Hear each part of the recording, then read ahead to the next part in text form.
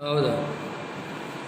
ಓಂ ನಮಃ ಸಿದ್ಧೇಭ್ಯ ಓಂ ನಮಃ ಸಿದ್ಧೇಭ್ಯ ಓಂ ನಮಃ ಸಿದ್ಧೇಭ್ಯ मंगलमय मंगले करन वीतराग विज्ञान नवोतार जाते वही अरहंतादि महान कर मंगल कर उमा ग्रंथ करन की काज जाते मिले समाज सब पावे निज पदराज।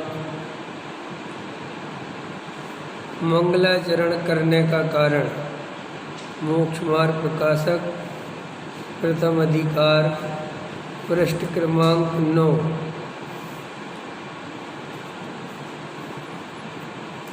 जीवों को सुख दुख होने का प्रबल कारण अपना ही कर्म का उदय है, उसी के अनुसार बाह्य निमित्त बनते हैं।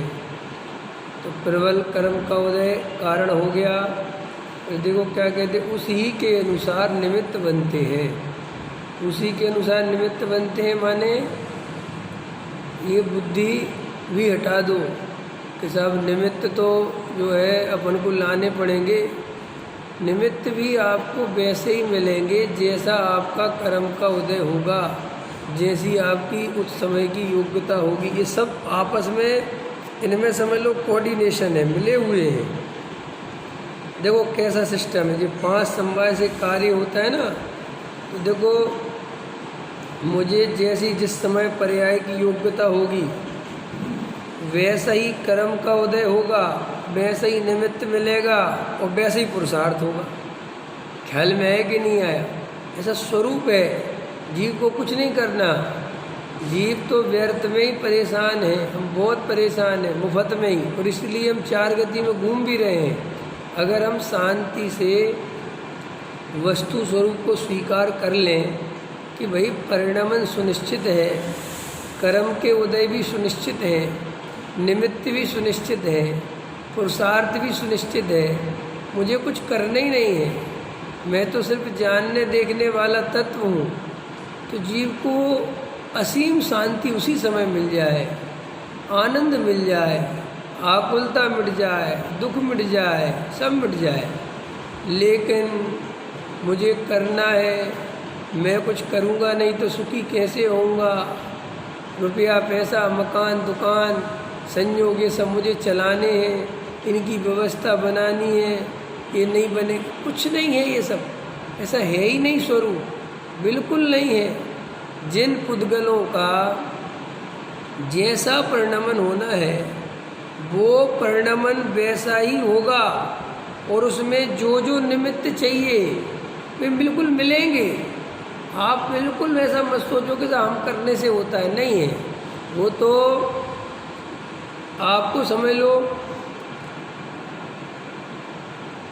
एक घर है आपका, उसमें आप कोई नहीं सोच रहे कि सामने आपको शांति से बैठे, कोई काम नहीं कराना, कोई काम नहीं कराना। लेकिन वहाँ अगर पुद्गलों का परिणमन होना है, वहाँ पे परिवर्तन होना है, तो तुम्हें बैठे बैठे ही विकल्प आ जाएगा, ये ठीक नहीं है, इसको हटाओ। और वैसे ही फिर विकल्प आएंगे, वैसे ही सब चीज़ें निमित्त बनेंगी। तुम उसी टाइम पे कोई दूसरे रास्ते में जाओ तो मिस्त्री मिल जाए, कहने वाला भी मिल जाए, अरे बनवा लो, बढ़िया नहीं है, अच्छा हो जाएगा। तो आपको लगता है कि जी हमारी प्लानिंग से हुआ, होता कुछ नहीं है आपकी प्लानिंग से। वहाँ तो वैसे ही परिणमन होना था। तो आप लोगों को ऐसा प्रश्न होता है कि साहब आखिर अपन को मेहनत भी वो होएगी, जब वो काम होना है तो वो मेहनत भी होगी। तुम मेहनत के करता नहीं हो, तुम उठा पटक के करता नहीं हो, तुम तो ये मान्यता में बैठे हो लेके कि मैंने उठा पटक के, ये वही वो भी होना है। ख्याल में है कि नहीं आया? जैसे महावीर भगवान की दिव्य ध्वनि उतने दिन नहीं खिरी, ख्याल में है कि नहीं? तो अपन कहते साहब वो गणधर नहीं था, ये नहीं था, बोलती तो सब निमित्त के कथन है। वास्तव में तो ये थी कि 65 दिन योग्यता थी नहीं गिरने की, तो उतने दिन देखो स्वधर्म इंद्र को विकल्प भी उस जाति का नहीं आया। फिर एकदम ख्याल में आया, अब जबकि मैं कभी कभी विचार करता हूँ, एक प्रमुख श्रोता होता है गणधर, नहीं समझ में आया, क्योंकि दिव्य ध्वनि को सबसे झेलने वाला प्रमुख गणधर होता है, और गणधर नहीं हो तो दिव्य ध्वनि, तो वो स्वधर्म इंद्र ने पारसनाथ का समोषण देखा होगा कि नहीं? क्योंकि इंद्र तो ऐसा तो नहीं था कि महावीर के समय में नया नया बना हो और उसे कुछ पता नहीं हो, उसने देखा होगा कि नहीं देखा होगा।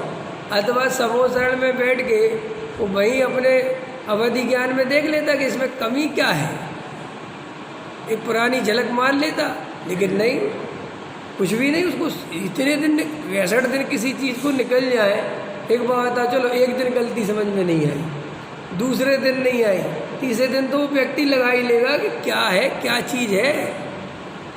इतने सारे वहाँ में मुनिराज बैठे होंगे, आर्यकाएँ बैठी होंगी, और भी देव होंगे, पर कितने लोग होंगे, पुराने नए सब होंगे कि नहीं होंगे? मान के चलो स्वधर्म इंद्र नया नया बना हो, तो वो सारे ही देव तो नए नहीं बने होंगे। वे तो बता सकते थे कि हम तो पार्श्वनाथ के समूषण में आए, तो पार्श्वनाथ को गए हुए बहुत समय थोड़ी हुआ था। महावीर के और पार्श्वनाथ के बीच में कितना गैप है? 250 बरस का गैप है। तो देवों के लिए 250 बरस होते क्या है? देवों के लिए तो 250 बरस 2.5 मिनट के जितना नहीं है, इतनी आयु होती देवों की। ख्याल में आया ना? तो उसमें तो नेमीनाथ के में बैठे होंगे, मुनिशोभत नाथ के में बैठे होंगे, इतने ऐसे देव होंगे, लेकिन कोई याद नहीं दिला पा रहा कि भैया इसमें गणधर ही नहीं है, दिव्य ध्वनि घिरे तो घिरे कैसे? समझ में आया?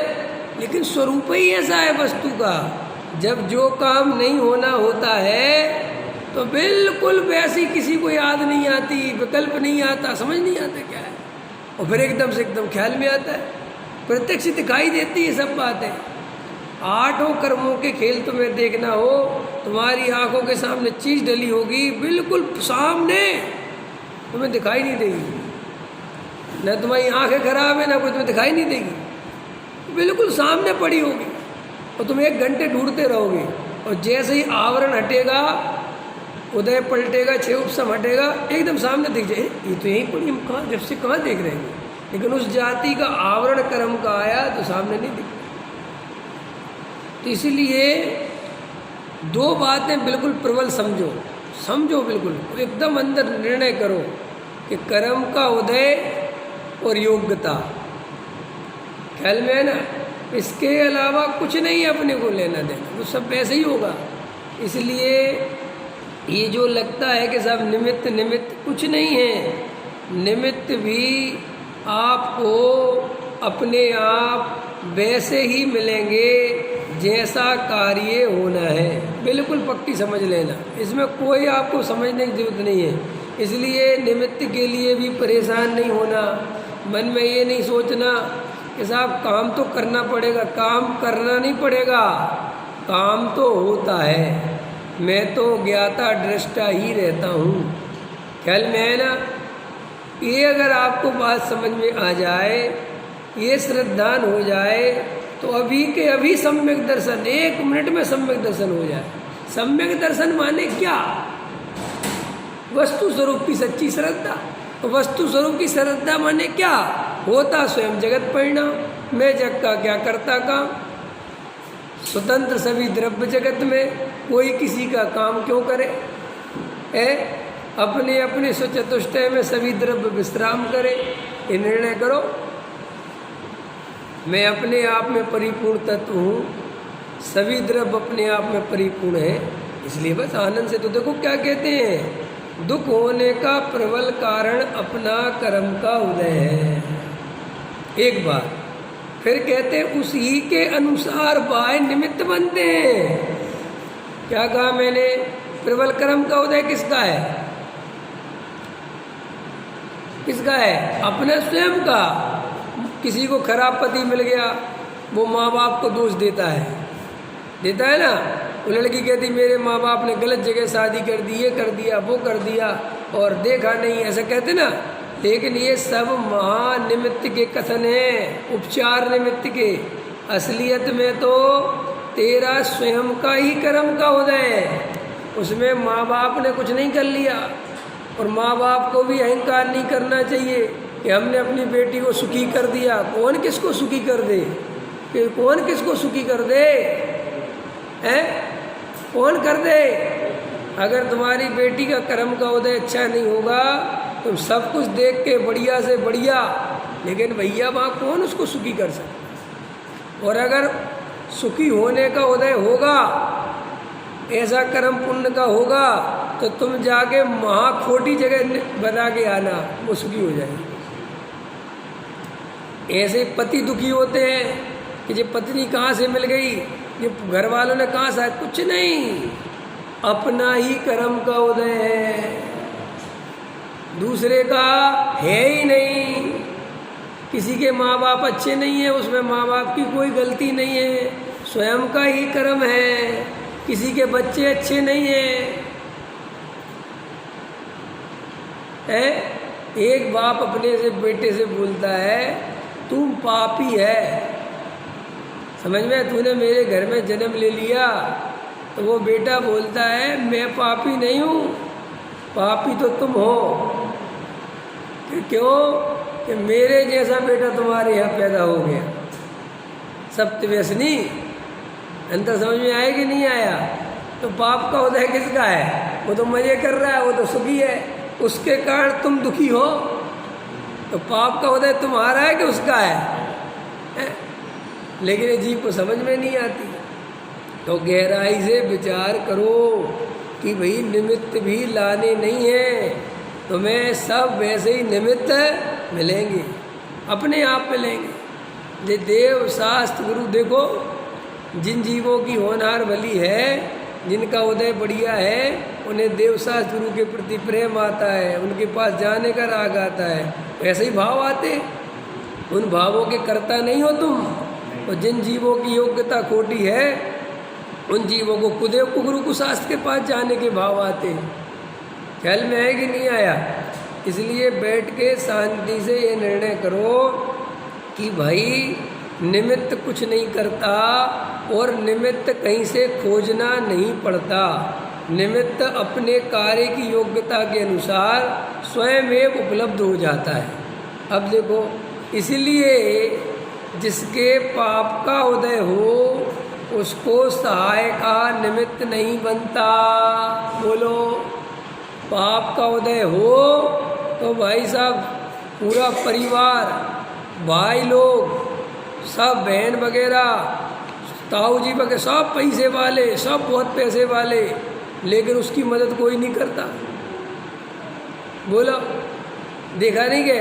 अपन तो किन को देते हैं? बाप बड़ा ना, सबसे बड़ा, लेकिन ऐसा नहीं है, ये झूठ है। व्यवहार का कथन है, महाउपचार का कथन है, महामिथ्या दृष्टियों के द्वारा बोला गया कथन है। समझ गए? समझ? ऐसा है नहीं। जब पुण्य का उदय होता है तो रातों रात सहायता करने वाले मिल जाते हैं, और जब पाप का उदय होता है तो सहायता करने वाले भी दूर चले जाते हैं।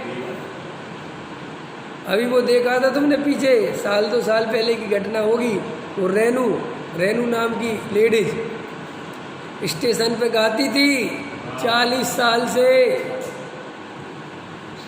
40 साल क्या कहलाते? 40 साल, 40 साल से स्टेशन पे गाती थी, भीख मांगती थी, और उदय पलटा तो उसका किसी लड़के ने गाते हुए वीडियो बना दिया। वीडियो वायरल हो गया, तो वायरल हो गया तो बम्बई के किसी, उसने सुन लिया, गाने वाले जो भी है वे, तो बस उसको वो रातों रात लेने आ गया। वो 60 साल की, 55 साल की उसको लेडीज को रातों रात सुपरस्टार बना दिया उसने। अब तुम कहोगे साहब, अरे भैया जब उदय पलटते हैं तो कहाँ से सहायता करने वाले आते पता ही नहीं चलता।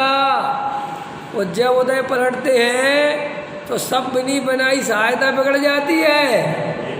कभी तुमने देखा तुम्हारे घर में पैसा रखा हुआ है, नहीं समझे आप दे भी सकते हो, लेकिन तकाजा करने वाला तकाजा ही नहीं कर रहा, वो मांग ही नहीं रहा, ठीक है कि नहीं ठीक है, कोई बात नहीं, और आप भी चल रही है और आप कह रहे उससे पैसे ले लो भैया आपके, वो कह रहे अरे कोई बात नहीं ले लेंगे। और पाप का उदय आया तो जिनको नहीं भी मांगना चाहिए वे भी मांग दे कि भैया तुमसे तो हमने 6 महीने की बात की बोली थी कि भैया मेरी बहुत दिक्कत आ गई, अभी चाहिए, है बोलो क्या करोगे।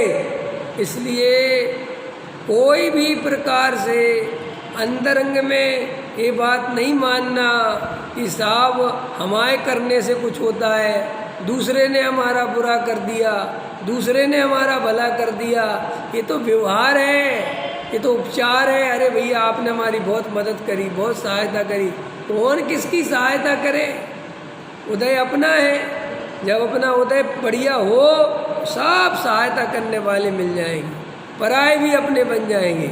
और जब पाप का उदय हो, और जब उसका पाप का उदय है ना, जब तो वो गरीब हुआ, तो पाप का उदय गरीब हुआ तो वो एक तरफ से नहीं हुआ, रिश्तेदार भी चले गए, तो अपन आरोप काहे पे लगा देते हैं कि पैसा नहीं, पैसा नहीं, उसका भी पाप का उदय कि कोई आ नहीं रहा पास में, ख्याल में है ना। जे कर्म पूरब तो वो एक तरफ से नहीं आते, वो फिर कई तरफ से आते हैं, ख्याल में है। फिर घर में बीमारी भी आ गई, एक तो गरीबी, फिर घर में बीमारी आ गई, पत्नी मर गई, बेटा मर गया, घर गिर गया,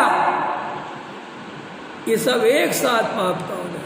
अब पूरब में किया था भैया बहुत सारा, और जब पुण्य का उदय आता है एक साथ, वो भी काम बन गया, वो भी काम बन गया। एक 10 लाख का मकान खरीदा था, वो 10 करोड़ का हो गया, वहाँ से हाईवे निकल गया, जंगल में जगह खरीदी थी, ऐसे ही खरीद ली 10,000 रुपये की, और पता चला साल भर बाद वहाँ हाईवे निकल गया, वो 10,000 की जगह करोड़ रुपए की हो गई। ऐसे होते कि नहीं होते। तो भैया अंतरंग से शांति से विचार करना, मैं करता धरता नहीं हूँ। संसार में बार बार एक बार विचार किया करो, संसार में सुखी होने का कोई उपाय नहीं है। मोह में, राग में, द्वेष में, कसायों की पूर्ति में सुखी होने का कोई उपाय नहीं है। चाहे जितना बड़ा महल बन जाए, चाहे जितना बड़े से बड़े संयोग मिल जाए, चाहे जो तुम्हें अनुकूल हो जाए, लेकिन कसाय का दुख मिटने वाला है। कसाय का दुख, कसाय का दुख राजेश जी मिटने वाला है। अंबानी का मिट गया, मोदी का मिट गया, योगी का मिट गया, अरे किसी का मिट गया। जब किसी का ही नहीं मिटा तो मैं अपने आप को कौन सा इतना होशियार समझ रहा हूँ जो मैं सुखी हो जाऊंगा। जब ये इतना लोग पाकर सुखी नहीं हुए, बताओ है। मोदी तो 40 साल की उम्र से राजभोग कर रहा है, 15 साल वहाँ प्राइम मिनिस्टर वो CM रहा, अब PM है, तो आकुलता मिट जानी चाहिए ना। इतना सारा लंबा काल CM फिर PM, कुछ नहीं, आकुलता बढ़ती ही चली जा रही है, मिटती नहीं आकुलता। CM जब था तब इसकी बात ही अलग थी, बात करने में अलग धाकड़पन था, ख्याल में किसका डर, ख्याल में अब चारों तरफ देखना पड़ता है। एक एक शब्द सोचता है मैं बोलूँगा तो USA से बयान नहीं आ जाए, कहीं और से नहीं आ जाए। कितनी आकुलता, तुम इस बात की कल्पना करते हो। जहाँ तुम्हें एक एक शब्द तोल के बोलना पड़ जाए, उसकी तुम आकुलता सोच सकते हो, कल्पना कर सकते हो। है अरविंद जी, कहीं मैं तुमसे कहूँगा 5 शब्द बोलो यहाँ, चलो, डर लगता है ना, कैसे बोलूँ। वैसे तो कितना बोलते हो दिन भर, या 10 शब्द बोलने में क्या जा रहा है कि हाँ भैया वो 10 शब्द बोलना माने सोच समझ के बोलना, गलत नहीं बोल देना, लगता है ना। जबकि यहाँ कुछ नहीं, अपने ही 4, 5, 10, 5 लोग हैं, और वहाँ पे एक एक बयान, एक एक शब्द करोड़ों लोगों को देखना है, विदेश के लोगों को भी देखना है। इसलिए अंदर अनंत आकुलता चलती है। क्या चलती है? रोज उठा उठा के देखते फिरते हैं कि हमारे बयान को तोड़ मरोड़ के प्रस्तुत क्या सा कर दिया, क्या दिखा रहे हैं टीवी में मेरे बारे में।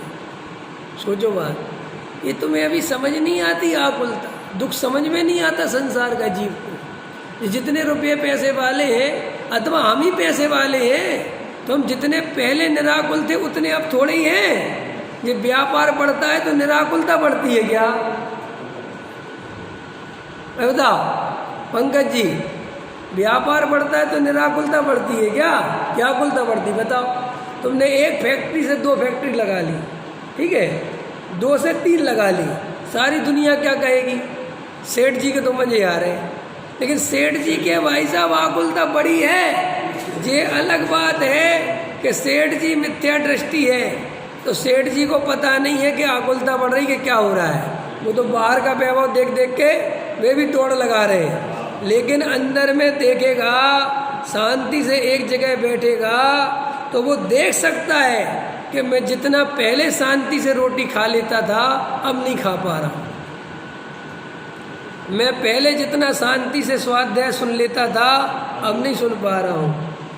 लेकिन विचार है क्या है? वे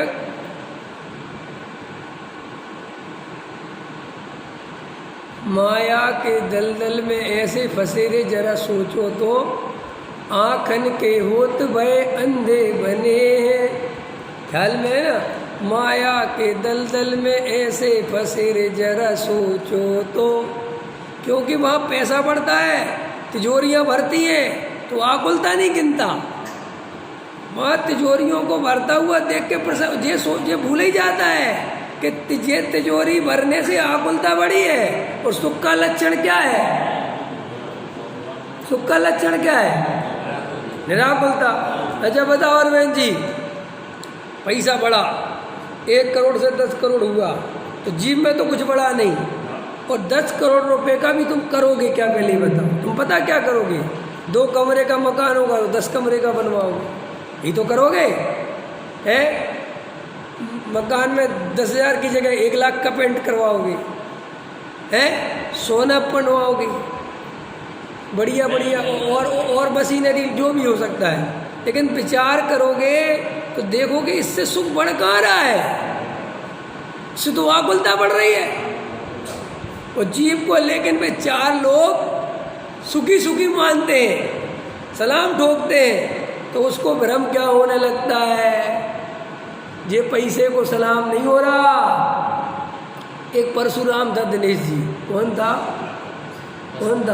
परशुराम। और परशुराम को पूरा गांव परसू परसू कहता था। कोई परसू के परसू कुछ भी बोलते थे। गरीब आदमी के कौन बेचारे के नाम होते हैं? रिक्शे वाले जरा ख्याल में है, पेंट शर्ट है, लाल शर्ट है, जरा ख्याल में ऐसे गरीबों की जैसे होता है, तो उसे गाँव वाला परसू परसू कहते। एक बार परसू को लॉटरी लग गई, पैसा मिल गया, गड़ा हुआ खजाना मिल गया खेत में। परसू के बाद बहुत पैसा हो गया। ख्याल में परसू ने बहुत बढ़िया घर बनवाया, बहुत बढ़िया, एकदम पूरे गांव में ऐसा मकान नहीं। अब परसू जहाँ से निकले तो वो परशुराम कहे, राम राम परसू भैया, राम राम परशुराम भैया, राम राम। तो वो कहता था कह दूंगा। क्या कहता था वो? तुम्हारी राम राम, राम के बदले राम राम नहीं कहता था वो, क्या कहता था? कह दूंगा। तो लोग समझते नहीं थे कह दूंगा क्या होता है। तो किसी ने पूछा कि परसू भैया ये क्या है? कह दूंगा किससे कह दोगे? हम तुमसे कह रहे हैं। कह रहे झूठ, हमसे नहीं कह रहे। हमसे कह रहे होते तो हम तुम्हें जवाब देते। तुम जिससे कह रहे हो वो घर में रखा है, इसीलिए उसको जाके कहता हूं कि आज 10 लोगों ने तेरे को राम राम बोली है। और ये मिथ्या दृष्टि अज्ञानी मूर्ख हमसे तो ज्यादा समझदार परशुराम है। सेठ जी जय जिनेन्द्र। सेठ जी सोच रहे हमसे कही जा रहे हैं, तुमसे कौन कह रहा है? कौन कह रहा है तुमसे? तो बस ये जरा सी ये राम राम सलाम दुआ ठुकवाने के लिए ये अनंत आकुलता को झेलने के लिए तैयार है। और मजेदार बात है वो सलाम तुझे फिर भी नहीं है। असली नमस्कार कौन किसको करता है? असली नमस्कार हम जिनेन्द्र भगवान को करते हैं। असली जिनेन्द्र भगवान कहेगा मुझे करना है तो समझ में भी आए। क्यों? अनंत बल के तुम धनी, तुम ही हो सिरताज। ये तो उन्हीं की भक्ति है। ये अनंत दर्शन, अनंत ज्ञान, अनंत सुख, अनंत वीर उन्हीं के गुण हैं। वो वीतरागता उनकी है और उनको ही नमस्कार है। तो वे अगर माने भी कि चलो मेरे को नमस्कार कर रहा है तो ठीक है, तू तो महामूर्ख है। लक्ष्मी बड़ी अधिकार भी पर बढ़ गया क्या बोलिए। और ये मानता है कि देखो साहब पहले मुझे इस मोहल्ले में कोई नहीं पूछता था, आज जहाँ से निकल जाऊँ 4 आदमी करोड़पति। अरे भैया तुम कहाँ जी रहे हो? तुम्हें कोई नमस्कार नहीं करता और तुम्हें इसका विश्वास नहीं हो। तुम्हें इसका विश्वास नहीं हो, तुम्हें भी बताते उदाहरण। तुम जरा सी हवा निकाल दो अपनी, पुराने कपड़े पहन लो, किराए के मकान में रहने चले जाओ, ठीक है, और पूरे में डोड़ पड़ जाए कि भैया मैं तो कर्जे में डूबे हुए कुछ नहीं बचा। फिर देखना तुम्हें भाई तुम्हारे रिश्तेदार भाई नमस्कार करने वाले मुंह फेर लेंगे। इस रास्ते से आ रहे होगे तो दूसरे से निकलेंगे कि क्यों कभी पैसा मांग लिया अपने से, तो कौन देगा? इस संसार का स्वरूप है कि नहीं? उनकी गलती नहीं है, ये तो स्वरूप ऐसा है। लेकिन तुझे ये स्वरूप मान्य नहीं होता अज्ञानता के कारण। तुझे ऐसा लगता है मैं करूँगा तो होगा, मेरे करने से होगा, मेरे करने से होगा। क्या करने से होगा? क्लियर हो गई बात? इसलिए हे भैया ये गहराई से निर्णय करो, संसार में मोह में पड़ा हुआ जीव आज तक कभी सुखी नहीं हुआ। चाहे कुछ भी कर ले, कितना ही पुण्य का उदय आ जाए, और इसका प्रमाण ये है कि अगर जीव पुण्य के उदय से सुखी होता तो तीर्थंकर क्यों त्यागे, चक्रवर्ती त्याग के क्यों जाते? इतना सब कुछ वैभव। और अभी जो वर्तमान का पुण्य का उदय है, वो पुण्य का उदय तो 2 कौड़ी का नहीं है, 2 कौड़ी का। भरत जी के सामने, तीर्थंकर के सामने अपना क्या पुण्य का उदय राजेश जी बताओ है? कुछ है पुण्य का उदय? इसको पुण्य का उदय कहते हो तुम? तो शांति से 2 रोटी भी ना खा पाए हैं, ऐसे पुण्य के उदय में मरे जा रहे। और वे कह रहे हैं कि हमने चक्रवर्ती जैसे पुण्य को भी हे समझा कि जिसमें हमें सुख नहीं समझ में आया, जिसमें सारा एक शब्द कोई बोलने वाला नहीं है। यहाँ तो दिन भर में जैन साहब कितने सुना देते हैं अपने को, बोलो। कोई नहीं तो पत्नी सुना देती है, कोई नहीं तो बेटा ही सुना देता है। बोलो नहीं सुना देता बेटा है, अपना काम करो है। पत्नी सुना देती है, तुम्हारे पास का कुछ नहीं है। इतने सब कुछ सुनने पर भी महाबेशरम की तरह इसी संसार में सुख की कल्पना करता है, इसी संसार में सुख की कल्पना करता है, फिर भी विचार नहीं करता अरे यहाँ काहे का सुख। तो फिर क्या करें? क्या करें साहब? अरे करना कुछ नहीं है, अपनी मान्यता तो बदलो, निर्णय तो चेंज करो कि संसार में कोई सुख नहीं है। ये जब निर्णय करोगे, जब ये मान्यता बदलोगे तो अनंत आकुलता वहीं मिट जाएगी। क्यों? अपेक्षा मिट जाएगी, कल्पना मिट जाएगी, पागलपन मिट जाएगा। ये पागलपन चल रहा है, कल्पना चल रही है, अपेक्षा चल रही है। सोचा करता हूँ भोगों से मिट जाएगी इच्छा ज्वाला, परिणाम निकलता है लेकिन मानो पावक में घी डाला। झूठे जग के सपने सारे, झूठी मन की सब आशाएं, तन जीवन यौवन हस्त रहे, क्षण भंगुर पल में मुरझाए। सम्राट महाबल सेनानी उस क्षण को टाल सकेगा क्या? बोलो, निर्णय नहीं होता अंदर से, ये पूजा पढ़ते हो विचार नहीं आता।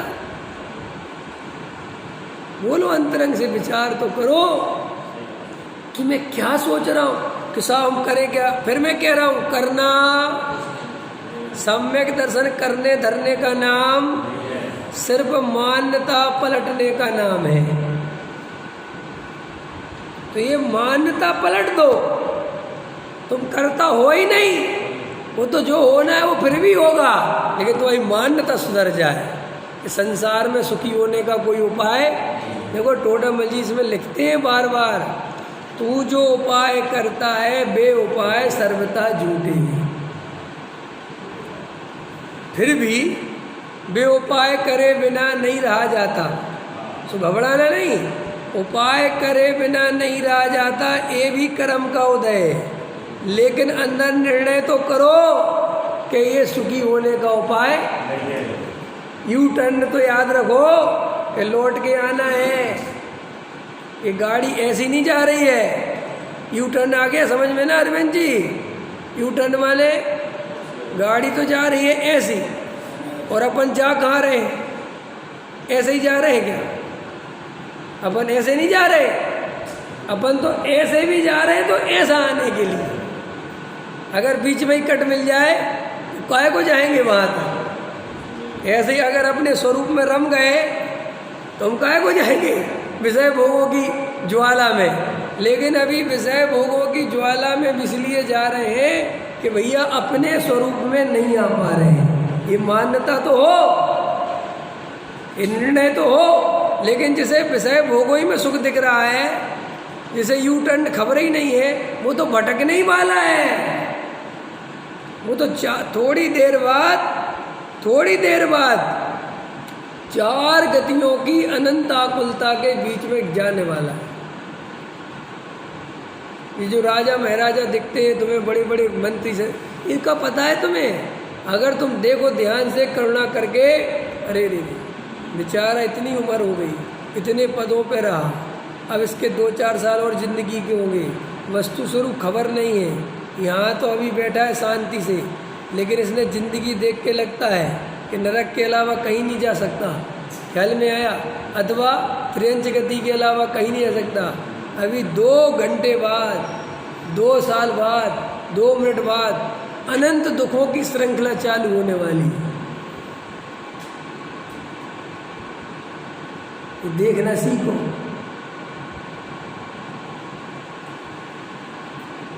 ख्याल में है ना?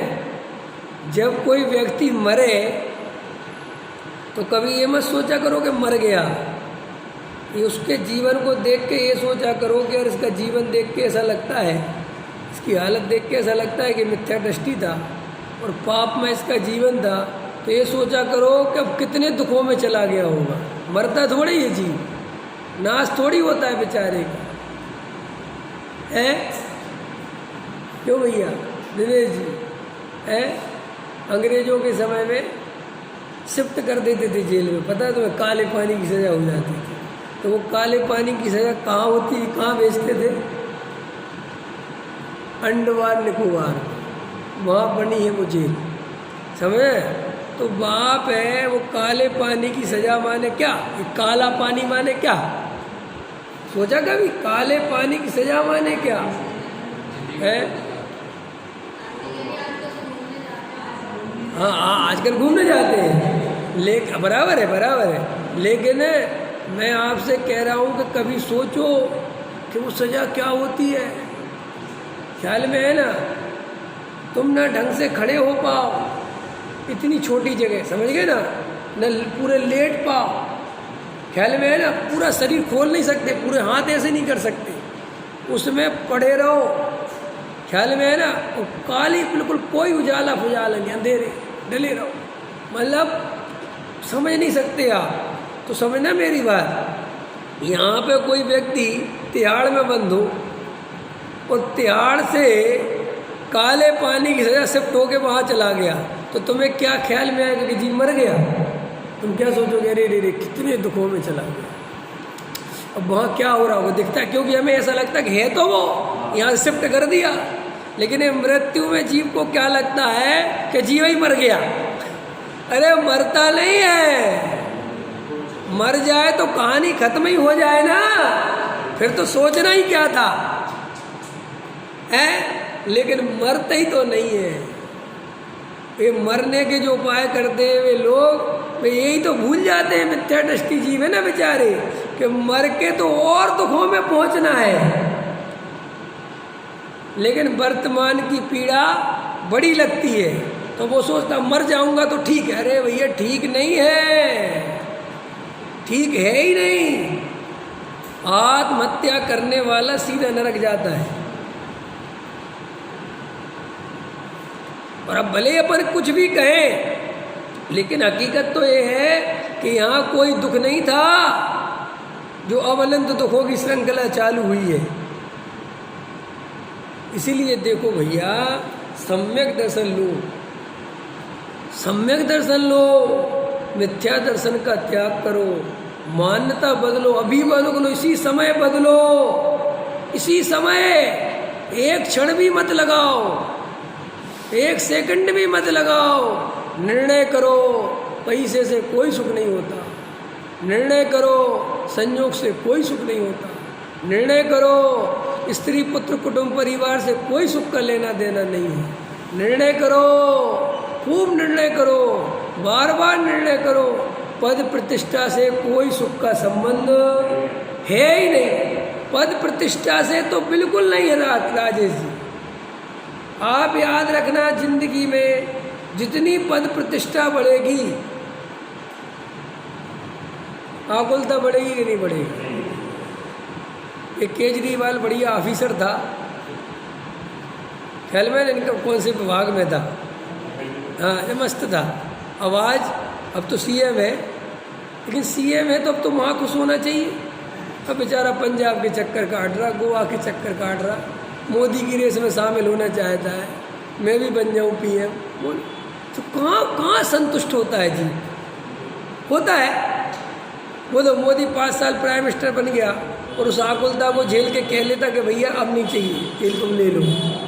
ऐसा कोई देखा तुमने? ये तो कोई सज्जन पुरुष हो, विचारशील व्यक्ति हो, वो कहता है ले लो, मुझे नहीं चाहिए इसे। देखो तुम, समझ में आती कि नहीं आती? तो भैया इससे समझ में आया कि जब इतने बड़े बड़े पदों पर रह के जीव संतुष्ट नहीं हो पाया, तो मैं काय को पद प्रतिष्ठा के लिए इतना परेशान हूँ। है लोग करोड़ों रुपए इसलिए कमा रहे हैं कि मंदिर में करोड़ों दान दे सके। ये कौन सी समझदारी हुई है? उसकी आकुलता झेलते हैं पहले तो कमाने की, और फिर यहाँ 1 करोड़ दिए, समझ में आया ना, तो वहाँ यहाँ नाम मिलता है, सम्मान मिलता है, तो इसका जरा सा सुख भोगते हैं। लेकिन वो भी इतना अस्थायी है कि बेई लोग उसका अपमान कर देते, तो वहाँ दुखी होता है कि हमने 1 करोड़ रुपए दिए और हमें ही नहीं बुलाया। और ये तो समाज तो ऐसे ही करता है, जब तक करोड़ देते रहोगे तो बुलाता रहेगा, और जिस दिन तुमने करोड़ नहीं है तुम्हारी जेब में, आज तक तुमने कोई ऐसे मंदिर वाले देखे कि तुमने मंदिर मुसीबत में पड़ा तो दान दिया, लेकिन तुम मुसीबत में पड़े तो मंदिर ने दान दिया तुम्हें? ऐसा कोई मंदिर देखा? कहीं मिले ऐसा मंदिर कि भैया देखो मुसीबत में तुम्हारा मंदिर था, जब तुम हमसे रिक्वेस्ट कर रहे थे कि कुछ माल पानी दो यार, हम पे कुछ है नहीं, जगह लेनी है, करनी है, तो हमने तुम्हें दे दिया। लेकिन आज मेरा कोई पाप का उदय आ गया और मैं कोई परेशान हूँ, और तुम मंदिर वालों से कहना कि यार भैया हमें दे दो कुछ पैसे, हम तुम्हारा समय आने पे कमा कमू के जो सा भी बनेगा दे देगा। मंदिर वाले तुरंत कहेंगे यहाँ कुछ नहीं है भैया, फंड ही नहीं है, सब फंड खत्म हो जाएंगे। बोलो ये सत्य है कि नहीं, ये स्वरूप है कि नहीं? अरे तुम समाज वालों के लिए मर जाओ, काहे को मरते हो? रखा क्या है यहाँ? ख्याल में है कि नहीं आया? अरे देव शास्त्र गुरु की आराधना समाज के भरोसे थोड़ी करनी है, अपने बल से किया करो। कोई कैस मंदिर में बताना नहीं आएंगे, हजारों बनाए फिर रहे, हर मोहल्ले में मंदिर बन रहे, क्या फर्क पड़ रहा? वहाँ के भगवान के दर्शन करे आएंगे। बीत राखता तो सब जगह ही है, बोलो। और देखने के लिए नजर चाहिए, देखने के लिए मजनू को हर जगह लैला दिखती थी और हर किसी में लैला दिखती थी। क्या कहा मैंने? हर जगह लैला दिखती थी और हर किसी में लैला दिखती थी। ऐसे तुम्हारे अगर वीतरागता की सच्ची महिमा होगी तो तुम पराधीन नहीं होगे, और अगर तुम्हें पराधीन दृष्टि होगी और ये मंदिर वाले पर वो नहीं पूछेंगे तो क्या, कौन कौन किसको नहीं पूछेगा? काय को मरे जाते हो, आकुलता झेलते रहते हो? अरे भैया निरपेक्ष भाव से आराधना करना सीखो। इस सब और मंदिर में मैं तो विशेष कहता हूँ, मंदिर के अंदर प्रवेश हो गया तो सांसारिक बातें बिल्कुल मत किया करो, बिल्कुल। न किसी की प्रशंसा, न किसी की निंदा, बिल्कुल कोई बात ही मत किया करो। पूजा करो, उसके बाद मौन हो जाओ। कपड़े बदलो, मौन से बदलो, वो तुम्हारे तत्व विचार करने का अवसर है। जो भी देव साधु की पूजा करके आए ना, कुछ नहीं करना, किसी के बारे में कुछ नहीं कहना, किसी कुछ नहीं सोचना। हमारी पूजा हो गई, वहाँ पूजा भी करो तो शांति से करो, बिल्कुल शांत भाव से, कुछ नहीं, बिल्कुल शांति से। तुम संग साथ नहीं मिला पा रहे तो बिल्कुल मत मिलाओ, अपनी शांति से बैठ के पढ़ो। तुम्हें लग रहा है कि यार माघी के लोग जल्दी जल्दी करके बोल देते हैं, मेरा भाव ही नहीं बन पाता, तुम दूर से बोलो, अपना अलग बोलो, शांत हो। हम यहाँ किसी को प्रसन्न करने नहीं आए, हम किसी के लिए नहीं आए, हम किसके लिए आए? अपने लिए। पूजा हो गई, तुरंत पूजा करने के बाद लग रहा है कि अभी 10 मिनट बच रहे हैं, अभी 10 मिनट है पूरे। पूजा 7:35 पे खत्म हो गई, 7:40 पे खत्म हो गई, प्रवचन 7:50 पे चालू होगा। तुरंत वहाँ से उतर के यहाँ के बैठ जाओ, वहाँ टाइम मत लगाओ, यहाँ बैठ के शांति से 10 मिनट बैठ के ग्रंथ खोल लो, जो विषय चलना है उसको पढ़ो, तत्व विचार करो। स्वाध्याय होने के बाद भी बिल्कुल नहीं, शांति से रस्ते से जाओ, अपने घर तक विचार करते जाओ, 10 मिनट घर पर जाके पहले विचार करो। इससे तुम्हें अपने जीवन में कुछ परिवर्तन होगा। और अगर तुम ये सब चीज़ें हंसी मजाक इधर से उधर करते करते चले जाओगे तो जीवन में परिवर्तन नहीं होगा। परिवर्तन चाहते हो तो गंभीर हो, तत्व को गंभीरता से ग्रहण करो। भैया अपन देखो डॉक्टर की बात कितनी गंभीरता से सुनते हैं, बोलो सुनते हैं कि डॉक्टर के पास जाके मजाक करते हैं, और जो वो गंभीरता से जो बात कहता है वो बात दिमाग में कैसे बैठाते हैं ना। बाहर निकलते हुए लोग सोचते आते उसने दवाई कैसे बताई है, कितने टाइम लेना है, 3 टाइम लेना है, वो 2 गोली देखो ऐसे करते कि नहीं करते। वहाँ गंभीर है, उसको लगता है कि देह का सवाल है। भाई साहब यहाँ आत्मा का सवाल है। ये देह तो सड़ेगी गलेगी, चाहे तुम कितनी दिमाग लगा लेना, लेकिन ये आत्मा सड़ने गलने वाला, और सड़ता गलता तो ही बढ़िया रहता, गलता ही नहीं है, कुछ होता ही नहीं उसमें। अब कुछ होता नहीं और गतियाँ बदलेंगी, वहाँ दुख की सूचना हमेशा देता रहता